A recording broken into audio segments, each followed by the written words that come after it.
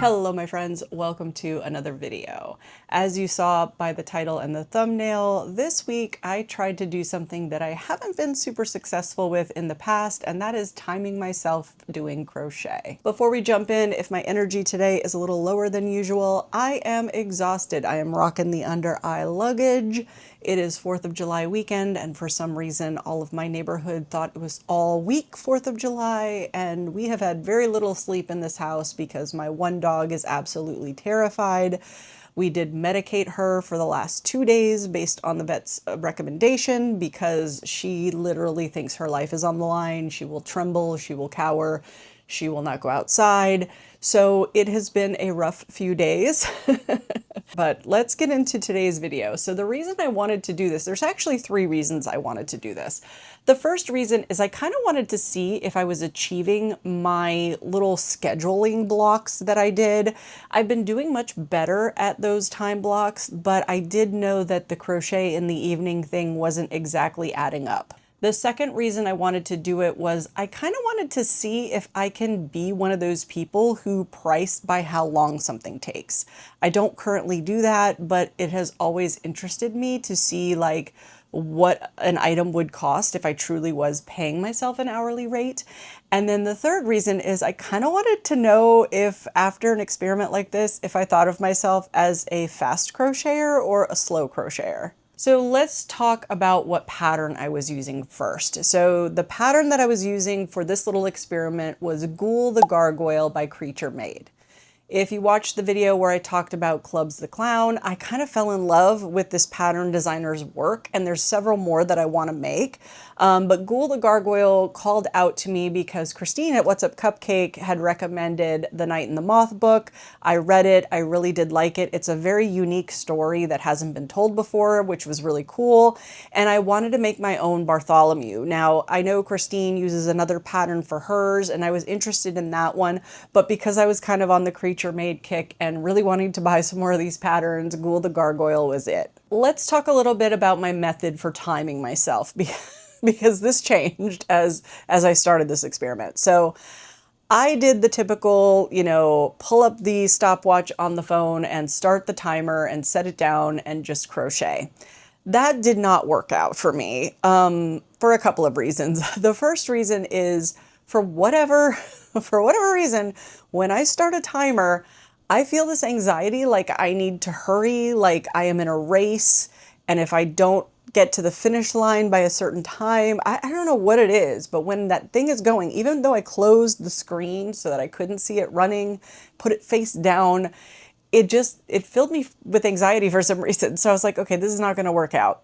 The other thing was, for the first time that I did try to use it, and I was like, I'm going to pause it when I, get up and do something or have dinner or whatever it might be, I completely forgot to. So the first bit that I timed was already off by a couple of minutes. So I was like, okay, this is not going to work. So I thought back to kind of like the practices that I try to use for establishing good habits and said, okay, what's my current routine for crocheting? And my current routine is I keep my patterns on my iPad, and what I'll do is I'll crochet and then I'll just kind of mark off the line that I left off on if I step away or if I'm done for the night or what have you. So I was like, okay, how can I use that method incorporating some timing? So what I ended up doing was when I would start on that page of the pattern, let's say, I would write the start time. And then when I got to whatever point I was pausing at, whether it was a pause for just a little while or a pause for the night to come back to it another day, I made my line as usual and then I wrote the time down. This method worked really, really well for me. I didn't really miss a beat on that. So that was a good method for me, and that's what I ended up doing going forward. In doing this experiment, I kind of spawned off into a side quest or two because I realized that a few interesting things were happening there. Now, this is by no means a scientific experiment. I don't have like a huge sampling. This was just some makes I did over the course of, well, it was supposed to be a week. I wanted it to be 7 days exactly, but it really wasn't. It was more like 10 or 12 days. I don't even know exactly how many it was. When I started doing this, I had planned it was going to be the 7 days, and then I ended up staying late for work and having all these things happening, and it was just like not a good time to do it. So I paused and then came back and started adding time on again.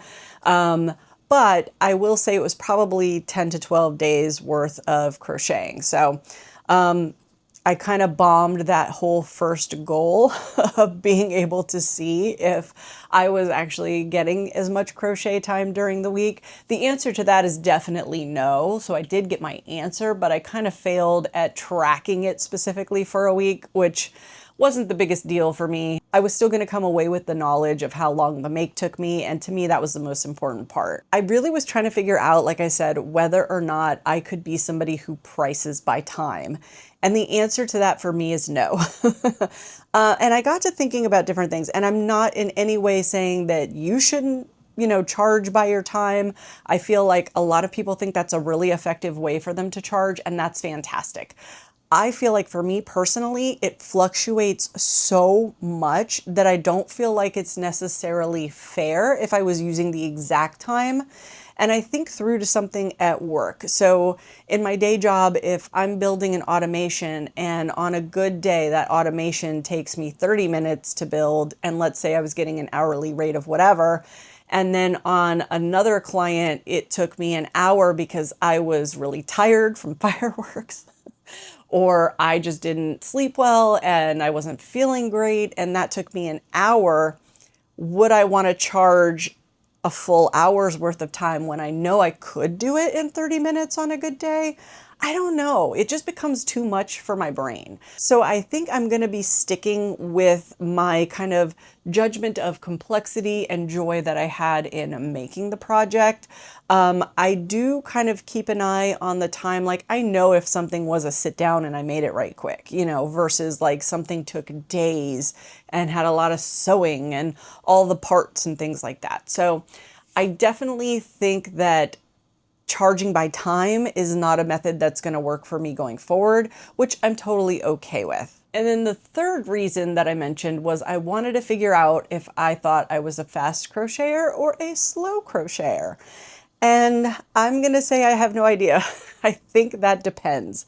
I think that on a good day, when the certain conditions are right, I can be fast. And I think that a lot of times I'm not fast. I think I'm probably more on the slow side if I had to kind of average things out. And that's partially because that's just how I enjoy it.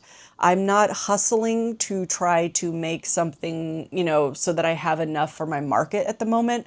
I probably should, but I'm not. I am enjoying the crochet time because my hustle kind of comes in on the other stuff. I've got my day job going. I'm trying to hustle on making sure that the hook keepers are stocked, the switch markers are stocked. I'm coming up with more ideas for different ones and stuff like that. So I feel like I'm back to a place where crochet is just my happy chill time, and I'm totally okay with being a little slower at it for that reason. Okay, you're probably like, you've been babbling all this time and still have not shown us the make. Let me show you my Ghoul the Gargoyle. Now, I do want to say real quick before I do that he is not 100% finished, and I'll get to explaining that when we go through things, but here is my Ghoul the Gargoyle. He's got 30 millimeter hand painted eyes. They're my gibbous eyes. He is made with Bernat Mystical, 6.5 millimeter hook, yarn under. I'm gonna set him, well, I guess let's take a look at all of his parts. So everything is sewn on here. Nothing is crocheted in the round. So anything that you see is sewn and attached. He's got giant wings. So let's talk a little bit about the time that he took. I am going to set him gently here. So as I mentioned, he's not complete yet because I do want to add the moss detailing to him. I thought I had great colors, and then when I actually looked at them with him, none of them worked out. So I'll show you what I was originally thinking. I have these nicey furs, and I thought this looked very mossy. That could work, or maybe a lighter moss, or maybe even feels like bliss. But when you actually put these colors with this stone look, it just doesn't work out. So I ended up ordering some of the color that the artist used in the pattern, and that's coming in the next day or two. That being said, I did try a few pieces. I'm not including that in the time because I don't think that's fair. I just took it back out.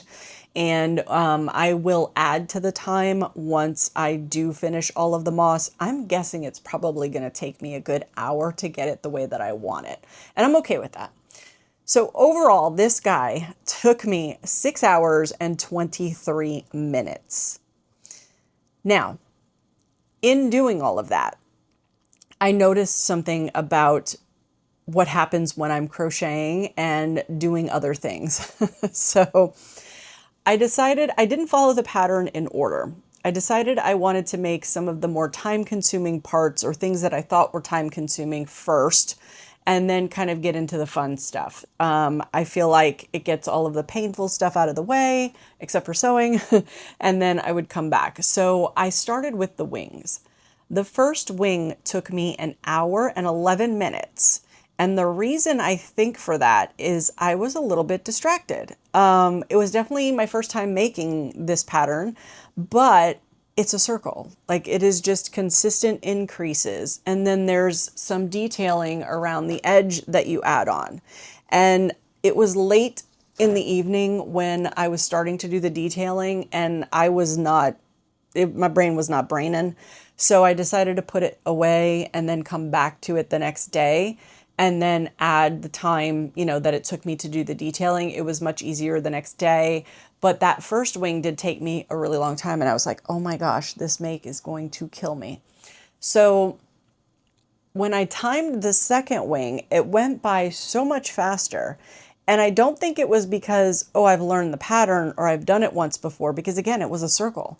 And that's when I thought to myself, does it have anything to do with what I was doing while I was crocheting? When I was making the first wing, we had a movie going, and it's a movie that I haven't seen in a good while, but I didn't think I was paying attention to it. I thought that I was really focused on my crochet.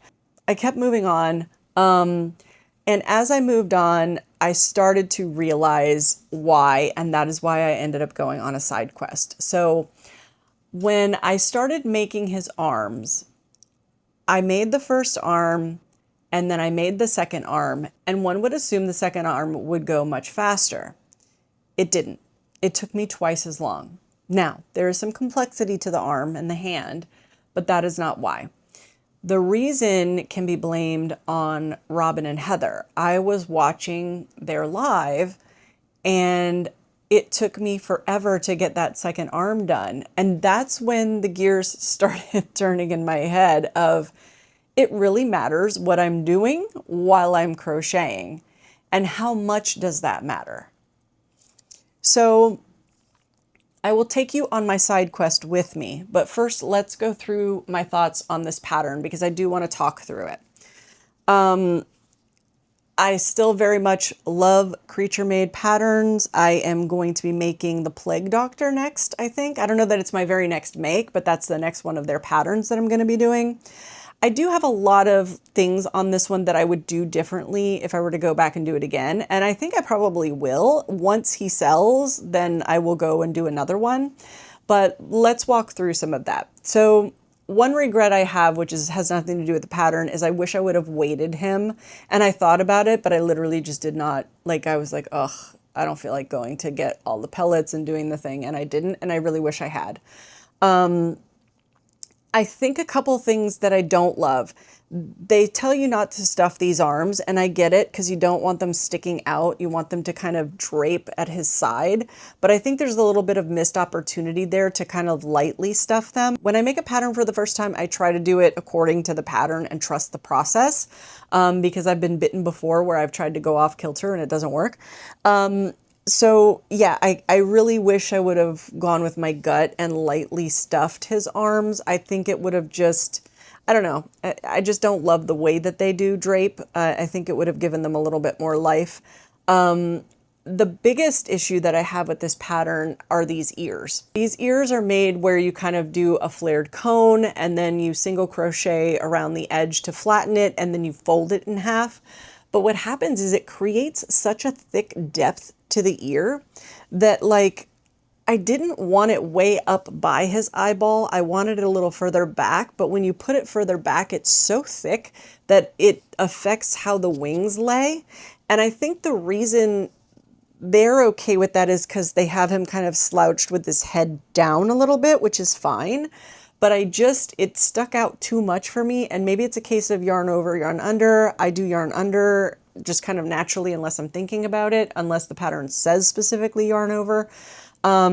So these ears just went way too far back into his head for my taste. I ended up coming through and putting yarn into the back of the ear and pulling it forward to kind of stitch it more, forward. But, he is someone who I literally thought about taking these ears off and redoing because it annoyed me that much. But then I let it sit and then I came back and I'm like, that is not worth all of that effort. No one is going to know the difference or care. He's still gorgeous. So I didn't do that. So that is definitely something I would do differently. The other thing that I would do differently is I would be inclined to maybe lightly stuff these wings or do something to help them be a little more rigid. I think it's the yarn that I used. This is a super soft skein of Bernat Mystical, so that could be why. But and the one thing I did do differently is when there's embroidered eyebrows, I like to chain and just attach it that way. So that's what I did there. But, and the other thing was, again, the same thing with the tail. It's sewn on, but it's do not stuff. And I do feel like I would have liked it better stuffed. And I wish I would have sewn it round versus flat, but that'll be the next time change. So yeah, my ghoul, the gargoyle, I love him. I think he's a great Bartholomew, especially just with that kind of like expression on his face. I have no idea what I'm going to price him at. He's definitely going to be more of a showstopper make, a more expensive make. I'm going to do my whole pricing exercise in the next couple of weeks and figure that out. But again, I am going to go back and put the moss on him. If I already have it, by the time I'm putting this video up, I'll put a picture here. But this brings me to the side quest. So as I mentioned, the second arm on that guy took forever because I was watching the live. And I thought to myself, okay, how can I figure out if there's a difference in what I'm doing? It was 100% obvious that the live took me longer because I kept reading the chats, jumping in and typing. So obviously that's setting my hook down. I'm not crocheting if I'm typing and doing that sort of thing. But I thought to myself, I wonder if it matters if I'm doing other things. So what I decided to do was do another smaller make where I could do a little bit more of an experiment. So for this one, I decided to do Swoop the Stitchkin Bat by the Crochet Carpenter. This is the first time I've ever made one of his patterns before, but I wanted to, I mentioned very much so because Krista from the Hooked Dragon kept swooping hers in front of my face, and I really, really wanted to have that same experience, so that is what I did. So let me show you my make and then we will go over some of the details. I made him with, I gotta do the thing. I made him with Elise Velluto 6.5mm hook. These are 12mm eyes. I thought this wine kind of purple color would be really, really cool. I didn't want to do one in black because I knew I'd lose the safety eyes. So this is what I started with. And the first one of these took me 1 hour and 6 minutes. And there's a couple of reasons for that. I actually paused my timer to go back through the pattern and look. I'm not the biggest fan of how this pattern is written. Not trying to knock the quality of the make when you get through the pattern, not trying to knock the pattern designer in any way. It's just a style that I don't jive well with.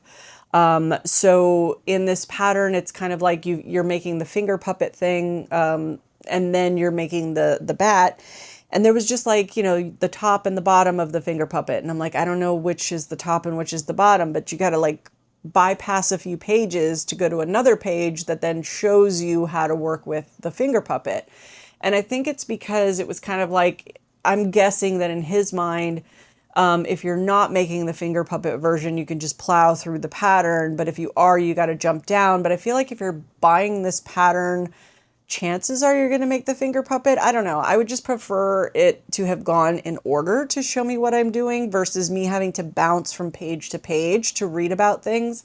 And then, like, for example, and I think someone else mentioned this on a video, I can't remember who it was, when you talk about a picot stitch, when it just says picot stitch and it wasn't in the abbreviations, it just, the abbreviation for picot was there. But it didn't tell you what they mean by picot stitch. And everybody's a little different. Some people it's chain 2 and slip stitch. Other people it's chain 3 and slip stitch. I don't know if there's a correct version, but I've seen both in different patterns.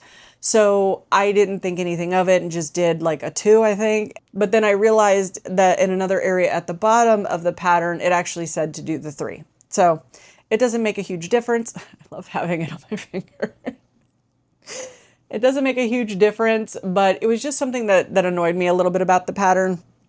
So then I thought, okay, and that hour and 6 minutes, by the way, was me doing nothing while I crocheted this. I only had my iPad in front of me, my yarn and my hook, and I was crocheting. So the second time when I made this pattern, I decided to sit down and put on an audiobook. Here is my second one, same color, so not much change visually. But my second one, while listening to the audiobook, took 32 minutes. I raced through this thing. And you might be like, okay, but it's your second time making it. Yes, I agree. I went a little faster because it was my second time making it. However, I made a third one. And when I made a third one, it took me 43 minutes. I was watching a YouTube video. Now, if you would have asked me before my little experiment, I would have said all I do is listen to said YouTube videos. I don't typically watch videos that I have to look at or be very engaged with. Like, I will give you an example. Colorfully Sarah, I love her videos, but I cannot have those videos on while I'm doing something because she uses text on the screen all the time and she doesn't make a sound that the text comes up. It's just there. Not always, at least. And so if I'm going to be watching one of her videos, I'm going to be doing something where I have it up on my screen and I have something else maybe if I'm multitasking, but I'm never crocheting while I'm watching one of her videos because it takes concentration. I have to look up and I have to read. If it's a video where someone's showing their makes, then I expect maybe I look up here and there to see what they're doing. But a lot of the, like, you know, I'm organizing my yarn stash or whatever videos are great ones for me when I'm crocheting. Now, again, is this scientifically based? I only made 3. No. But I will say that I am pretty positive that if I am listening to an audiobook versus having a YouTube video on or a movie or certainly a live, then it's going to slow me down based on what I'm doing. So I'm curious to know, if you charge based off of time, do you take those things into account and how do you do that? Have you ever noticed that the time is significantly different when you are doing something else? Do you always just concentrate and crochet? I'm really, really curious. Let me know in the comments down below what your style is if you do this. Again, I don't think it's something that I'm going to implement. I think I'm still going to be looking at pricing based off of kind of what my experience was, you know, how long it took in the sense of it felt like it took forever versus, oh, it went pretty quick, and kind of just like what the overall complexity felt like. Was it an enjoyable experience? Was it not an enjoyable experience? I think that's going to kind of lend itself. Am I ever going to make it again? Because I think that matters too, at least for me. If it's something I'm never going to make again because I did not find joy in it and I just want to sell it and let it go, I'm going to charge a little less than something that I intend on making regularly and I want to establish a staple price for. But yeah, let me know your thoughts in the comments down below. I'm really curious to see how you all who price based on time work that stuff. So that was my little experiment over the course of not exactly a week, but you know, we're going to let that slide because of circumstance. I hope you enjoyed this video. The patterns will be linked in the description box below. As always, thank you so much for watching, and I will see you on the next one. Bye.